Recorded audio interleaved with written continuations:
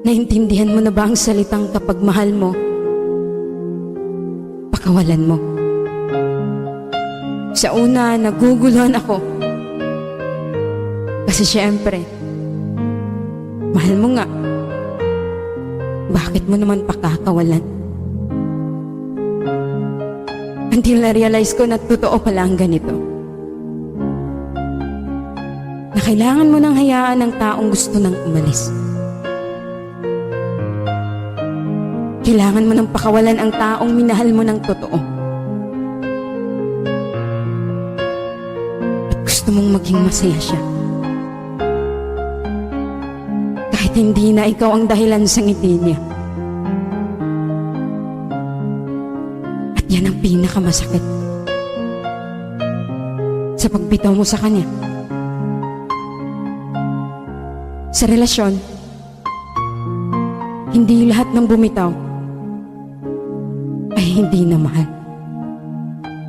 Minsan bumitaw tayo kasi kailangan nating pakawalan. Yung ikaw na lang ang lumalaban.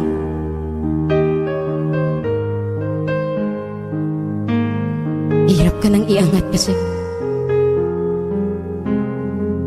Hinihila naman niya pababa para ikay sumuko na. Kung ikaw ang aking tatanungin, pinakawalan mo ba? O lumaban ka? Ang hirap naman kasi lumaban kung ikaw na lang mag-isa. Minsan, ang tao ay nag-iiba. Hindi mo hawak sila. Kapag hindi ka na gusto, pakawalan mo na. Kahit masakit, kahit alam mong ikaw ang masasaktan, at siya ay sasaya pag bitaw mo sa kanya. Mahirap, pero kailangan. Siguro naman hindi na tayo magmukhang tanga.